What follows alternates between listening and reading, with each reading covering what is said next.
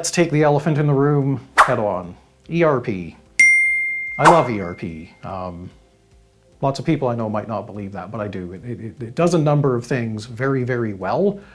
And to be perfectly honest, I am old enough to have grown up when the first generation of ERP systems were adopted by industrial companies. And the truth is that for all of the things that still need to be put around them, if you were a business that adopted BON or SAP, back in the early 2000s, you probably found that that system bought you some competitive advantages in a number of parts of your business, particularly relative to your prior enablement through mini computers and mainframes. And that might have actually meant that you were better served with insights into your demand, into your ability to fulfill, into your cost profile, that meant that you could compete more effectively against people working off of older tools and using older methods.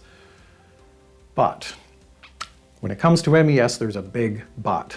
We have to remember that the ERP space is defined primarily as being a financial system of record with a number of analysis and forecasting and predictive capabilities that are based very much around a traditional sales accounting, cost accounting, and related investigate, report, and plan capability set.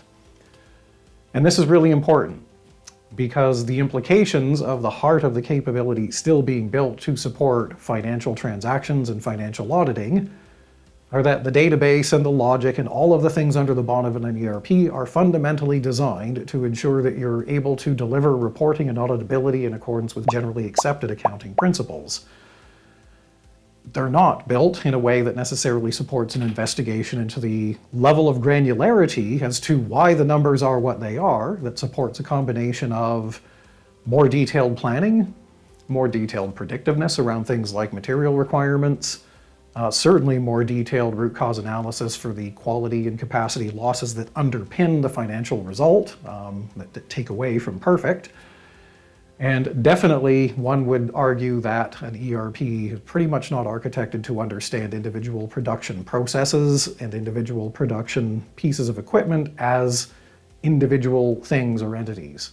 And that has huge implications in terms of how I would go about building a toolkit that helps me make stuff, helps me measure how well I'm doing, both in terms of capacity usage, labor usage, material usage, but leaves me with insight into where I'm really good and where I need to get better.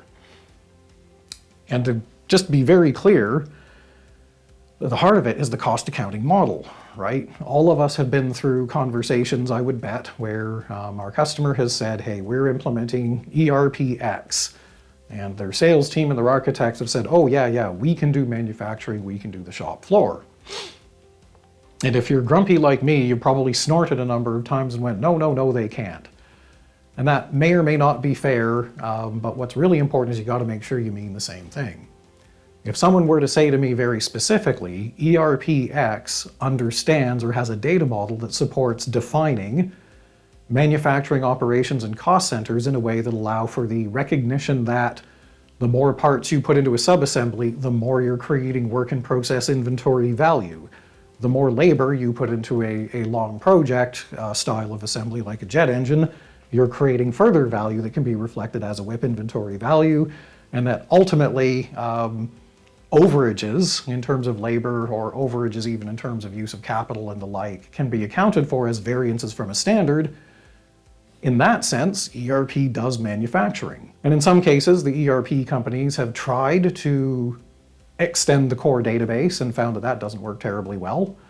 So then they end up saying, these are about a more detailed definition of materials. This is about a more detailed definition of units, production units. It's about a more detailed way of defining quality or process capability measures and controls, and knowing how to define those in easy and efficient ways and then track data and results against them.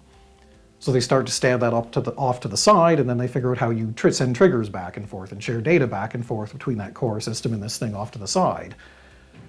Well, if you're a nerd like me, you look at that and go, all you've done is build a custom MES off the side of your ERP. Now, this is a digital MES, we've admitted it. MES could be paper, it could be an Excel sheet, it could be walking around.